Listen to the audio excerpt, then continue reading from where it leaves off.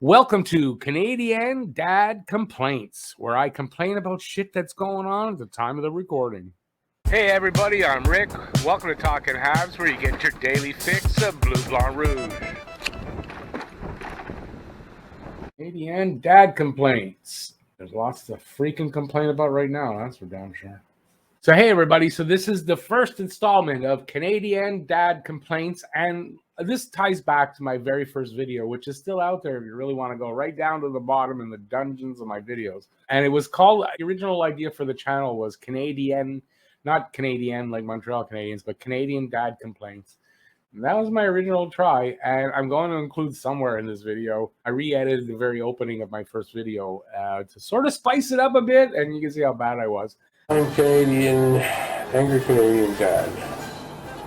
Something like that. Canadian Dad Complaints. So yeah, this is Canadian Dad Complaints, all about the Montreal Canadiens. I'm a dad.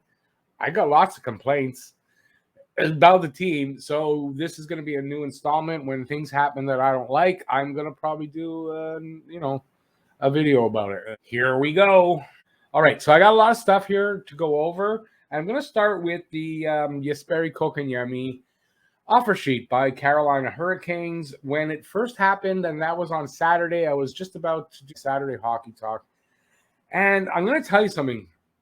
I like Jesperi Kotkaniemi. I think he's going to be a really good player, maybe even a great player for the Montreal Canadiens.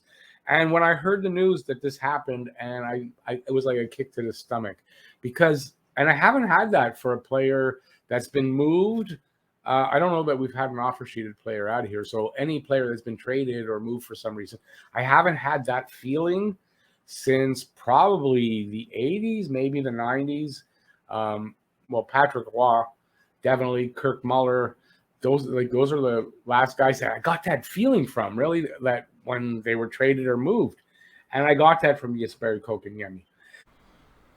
Argument. This could be KK's only chance at such a big contract. What they actually mean, he's never going to be a $6 million a year player, so take what you can get. What KK is saying by signing it, I'm mad at you for treating me poorly. I don't have confidence in myself to reach the next level.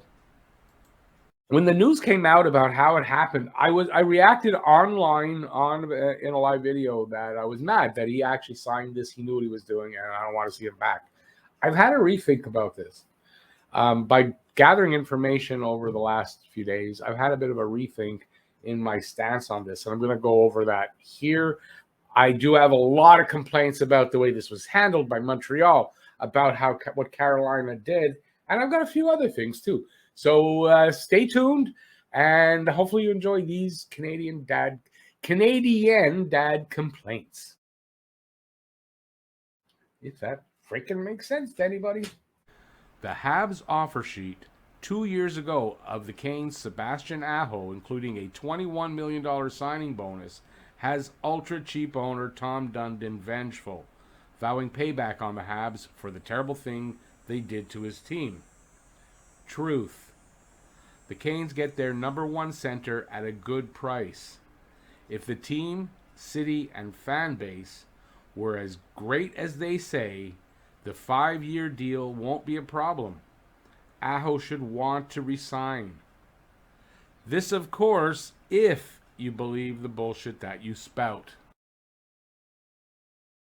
So let's just break down how I found out, and over things that have happened since that have, well, I'm not going to reveal. Did it change my point of view or not? That's what we're going to find out by the end. I'm going to give you my conclusion of what I think Montreal should do and will do, and hopefully give you valid reasons. So these are the details. So this got announced, I believe, around 6:30-ish on Saturday. Carolina Hurricanes put out a tweet, said LOL, with the announcement underneath saying that they've offer sheeted Jesperi Kotkaniemi. It was a total troll job because they put the announcement out in French as well. It was on their bio.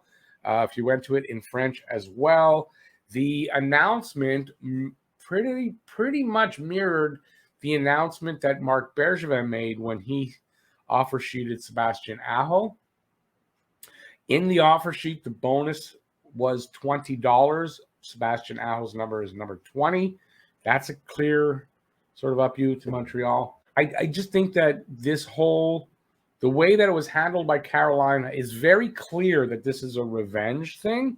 It's very clear that this is it's Bush League, is whatever term you want, I'll use for it, because I've heard that a lot. Bush League, it's unprofessional, it's Mickey Mouse, it's just vengeful, and it shows their true colors. Their nickname is a bunch of jerks. Yep. Carolina Hurricanes. We are a great organization, and the fans love us. The players love the team and playing in this city. Actions by the team.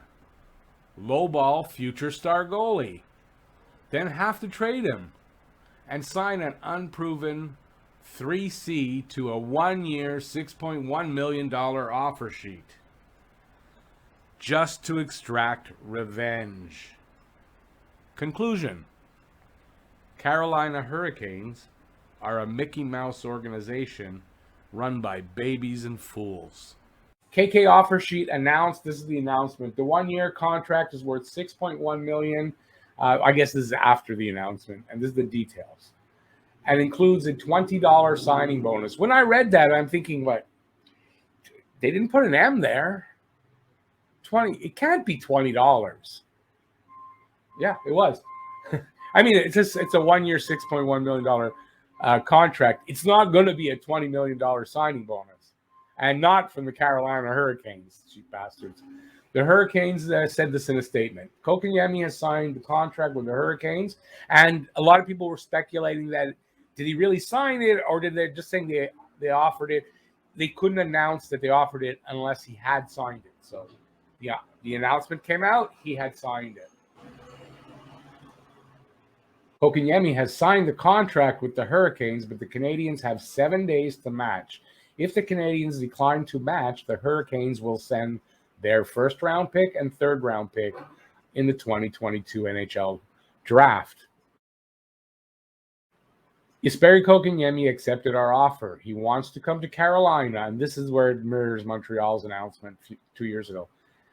So that said Hurricanes general manager Don Waddell in the statement. He sees the core we've built here, and he wants to be a part of that. We're proud, but there's still a waiting period. When you make an offer like that, we saw a vulnerable position. The offer, with the compensation and the core we have, we realized that it was the best chance we had to get the player. Now, when I read that, the first thing I thought is whoever wrote that needs to go back and take an English course. Yeah, they're just mimicking Montreal. They're trolling them here. The move comes 2 years after the Canadiens signed Hurricane star Sebastian Aho to a 5-year, $42,295,000 offer sheet, which the Hurricanes ultimately matched. Kotkaniemi, who was a restricted free agent after his 3-year entry-level pact had expired, is coming off a season in which he posted 5 goals and 20 points in 56 games. He added 5 goals and 9 points in 19 playoff games to help the Canadiens reach the Stanley Cup final.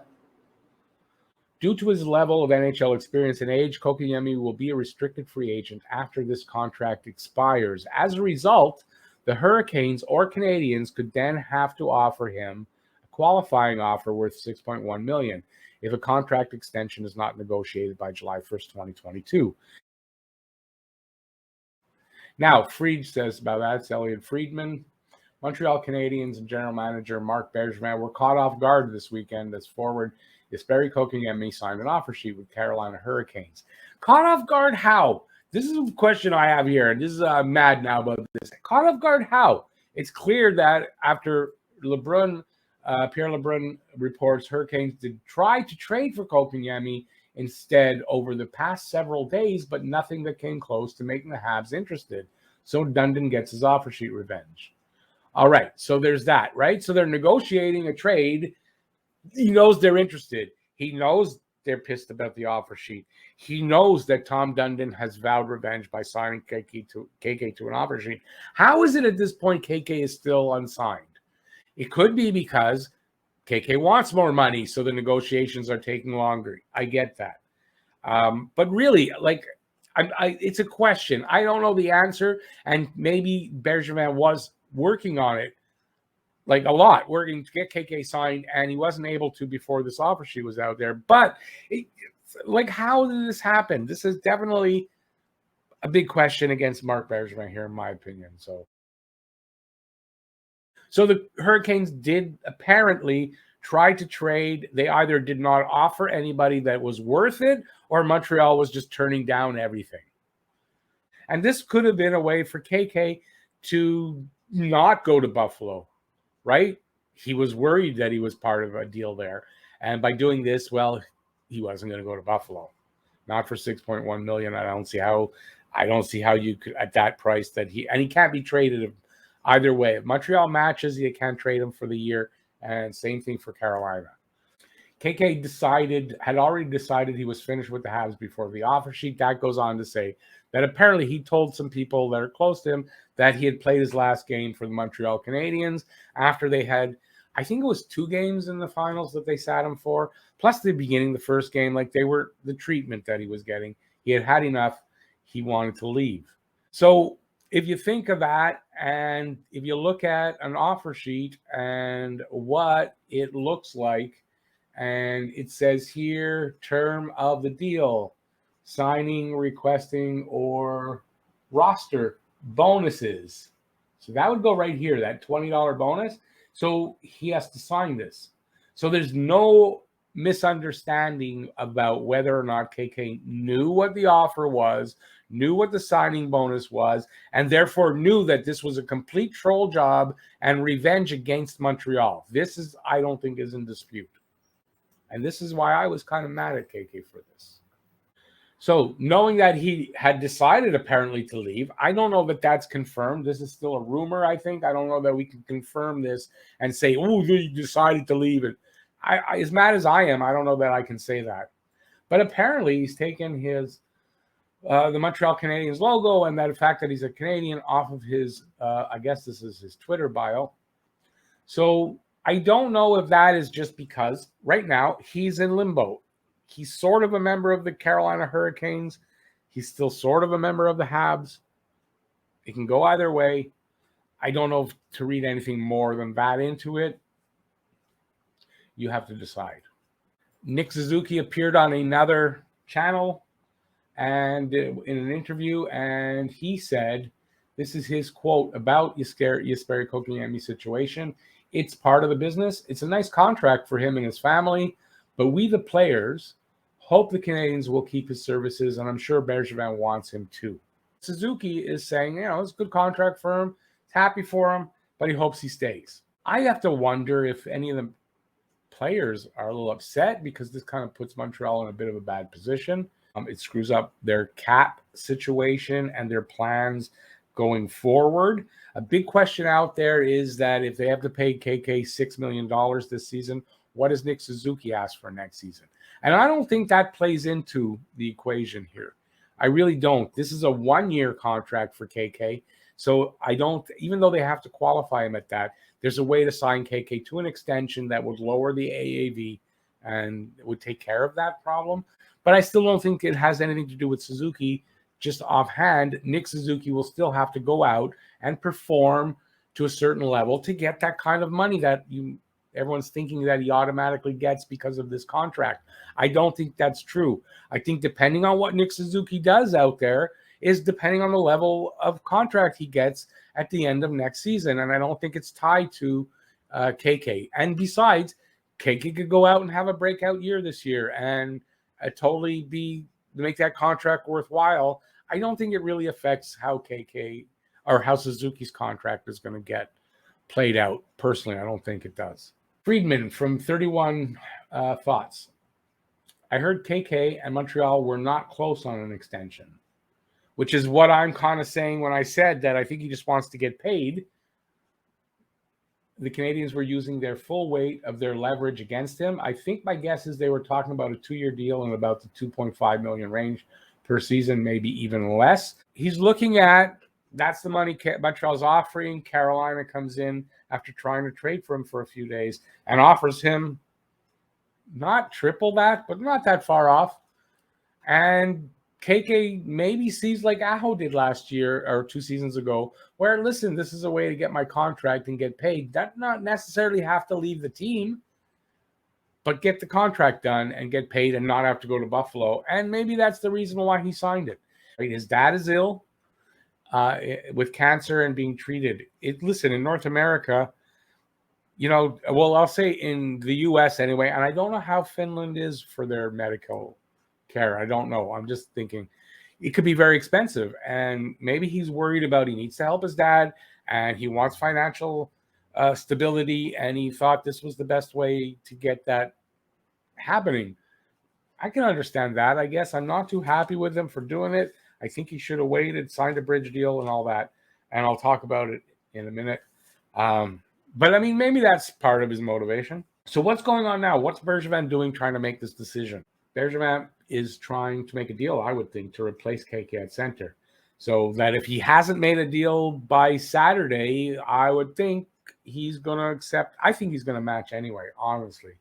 Because I don't know that what's out there is really better than matching this offer for KK. Is Christian Dvorak the answer? He's a bit of an older player at 25. He mostly is what he is. Sure, can he be a little better? Yeah. Is he going to have the ceiling that KK has? I don't think so. I haven't lost my faith in KK. So I don't know that that's something that I want to do. But I'm sure he's exploring everything. It's come out that Thomas Hertl wants out of San Jose. That's an upgrade as far as talent. He's 27. He's in his prime. He's putting up points, but he's also getting paid pretty good as well. So there's no break there, really. And he's 6 years older. So down the road, you're losing out if KK turns out to be the player we kind of expect that he's going to be. Point number 1. Away from the Montreal pressure cooker, KK will develop into the player Montreal projected him to be. This is what a lot of people are saying, that he gets away, he'll reach those levels. I counterpoint that and say the pressure of living up to what he just did for himself by he's got to live up to this 1-year contract for $6 million. If he doesn't perform to that level, he's not guaranteed a qualifying offer. And then he'd be a UFA, but he won't get that kind of money. So this is still a lot of pressure, and I don't see how he made it better for himself. He's yet to establish himself as a top 6 NHLer. I do believe I see enough in him to say that he's proven that he's an NHL player, but he has to establish himself as a $6.1 million player. He just signed a contract for that. That pressure is still going to be enormous, if you ask me. So I think that he would have been better served to not do that. Point number 2. KK isn't happy with the way Montreal has developed him and being scratched in important games, and he wants out of Montreal. That's what people are saying. Counterpoint to that, like so many said about the Sebastian Aho offer sheet, that Aho used Montreal to get his contract settled, right? And get paid because Carolina's kind of cheap and they were lowballing him. So it might be the same here for KK. He just wants to get paid, and he took this route. A fellow Finnish player took this route, and it worked for him. And maybe that's the advice he got, and he's done this, and he wants to get paid. It doesn't mean he wants to leave the team, but he wanted to get paid for whatever the reason. So my point. I'm disappointed and a bit angry with KK for hurting the team, because I think it hurts the team. And it's for either reason it hurts the team, right? Either he wanted to get paid or he's mad at the team. But either way, this hurts the team. He should have signed his bridge deal. I think he should have signed a bridge deal. It would have been more than likely a 2 or 3 year deal at, I would think, somewhere between 2.5 to 3 million, maybe slightly more. And he would have had 2 or 3 years to establish himself. He would have gotten a much bigger payday, and in the long term, that would have been better for him as far as financially, in my opinion. I'm a little angry at KK for signing this. I can maybe understand why he did it a little bit, but he had to know that this was an absolute troll job by Carolina. And if I'm going to sign in with the team and trust this new team, yet they're doing this real shitty thing to another team when in the end they got Aho at a pretty damn good price. Here's another complaint that's a little bit on the different side. The uncertainty surrounding the Habs have me kind of really pissed off right now. There's so many question marks. There's so many question marks right now with this team. And we're just a couple of weeks away from training camp. We're a couple weeks away from training camp. We don't know who our second line center is. They got either match or not match. Make a deal. Are we better than last year or not? It's not official yet about Weber. There's so many question marks. So there was so much promise last season, getting to the finals, overcoming such what's the word I'm looking for? They had to overcome so many odds, so many things that it just looked like they were on the ropes, and they came back time and time again. And it just so much promise for this coming season. And in less than 2 months, the team just it's gone from a Stanley Cup finalist to what are right here? Who knows? Like, I don't even know what to write. I don't know where they're going to be. It's a big just question mark. And it kind of pissed me off. I don't know how it got so out of hand. It's like, what happened? What happened from this team that we were just so happy with? They got to the finals. Boom, 2 months later. It's not the same feel. It's not the same hope. Like, I don't know. This is pissing me off. It took so long to get the goddamn finals and to start looking so good. And boom, it just took 2 months to just evaporate. I don't get it. So I don't know if this is a complaint or if this could be a really good thing, but a lot of people are laughing off the idea that maybe Jonathan Drouin could be an answer for the second line center. Jonathan Drouin told Pierre Hood, who is a reporter here and a broadcaster, and he said this is translated from French. If they ask me to play center, I'll say yes, I'm ready. He also says he's very serious about it. So the notion that Jonathan Drouin be a center for Montreal and it'd be a successful thing, look what happened the first time around. I say this. First time Jonathan Drouin, when he came here in the trade for Sergachev, this team was total garbage. I'm sorry. His line mates were garbage. The team was pretty much not nearly as good as it is today. So if this happens and they try him at center, he's going to have much better line mates. That's going to be very important. In that first year, he still managed to put up 40-odd points with crappy line mates. I think if you improve that situation, and he isn't the number one, but number two, where the pressure might not be on him, where you don't have to worry about the defensive side and you have a purely offensive line that's out there to produce points, I think he could do well there. I think the potential for him to do well there is there. Are there a lot of reasons why it might not work? Yeah, of course there are. There's tons, and it's big question marks. But if you can't get a replacement for KK because you haven't matched, I think Jonathan Drouin has possible potential, and needs to be investigated. So, yeah, he seems to be ready for it. But, I mean, sure, he was ready every season that he crapped out at the end. So does that mean anything? I don't know. But I think it's something that you got to try out if you can't fill that hole and you've not matched the offer for KK. This is a complaint, purely a complaint. And this is from a guy who I'm not only going to give you a complaint, but I'm also going to talk for a second about something that he said that I don't know that I agree with or not, but it's definitely not a complaint. All right, so everybody knows who Eric Engels is. And he put out what I consider pure clickbait the other day. And I think it was pretty bad. And then I saw him kind of complain about it and deny that it was. But here's what he said. He said, I don't know why, could be pure coincidence, but Jack Eichel is boarding a plane for Montreal right now, and he's bringing his hockey sticks with him. Now, within an hour, and it doesn't specify how many minutes after, he put out one good reason. he could be on his way is because BioSteel Camp is going on down here this week. Eric Engels is a reporter. If you're going to put that out there, I guess it's just a tweet, doesn't really matter, but you're going to put that out there, and you should have checked to see why. It was pretty easy. People answered him right away. It's for BioSteel Camp, and then it was confirmed by Friedman to him. And then, like, he kind of complained about it, and he denied that he did it. Someone asked him, "Hey, Eric, did you know that before the tweet?"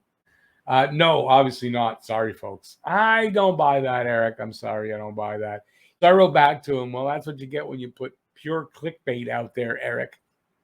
Because that, to me, is pure clickbait about Jack Eichel, and you get what you deserve there. So the question is, should Montreal match this offer? Okay, so I said earlier that at the beginning when this first happened, I said no, don't match. He decided to do this to Montreal. It's a finger to Montreal, and no, let him walk. I'm not so sure I'm there right now. I think that the first and a third as compensation is not enough. And I like Jesperi Kotkaniemi. I think Jesperi Kotkaniemi is going to be a really good hockey player, and I don't want to see that happen on another team because I think it can happen here. So I think for the 1 year, like maybe if this was, a 5-year, $6.5 million contract, like, okay, it's a huge risk. This is a 1-year contract. Can they afford the $6.1 million for one season? They can. They can fit this in. They'll manage it. So I think that you can take that chance. And then if he does perform to that capability, you re-sign him, even though you have to qualify him at 6.1. But you sign him over 6, 7, 8 years, and you bring that number down to something around 5.5, 6 million, whatever you think he'll be worth with his potential. So you won't get stuck at a much higher level. It doesn't affect the Nick Suzuki negotiations, in my opinion. So I say yes. I think you have to match this offer because if you believe in Jesperi Kotkaniemi as your number 2 guy in the future, you match this offer and you keep him in this organization. I think we'll regret it if they don't match and we watch Jesperi watch KK get and if he reaches his potential, especially over in Carolina. I think we're going to really regret it and not going to be very happy about it. And that's why I got that kick in the stomach, because I know that's going to happen. I've seen it happen. There's players been traded away. Oh, I hated it. They went away and did so much better. So they did well, and it was a lousy trade on our part or something like that, and you regret it. And I don't want this to happen to KK. He's only 21. If he goes to Carolina and he turns that around into reaching his potential, do you know how many years we're going to have to watch that? No, I don't like this at all. I think KK is worth more than the compensation, and you have to match.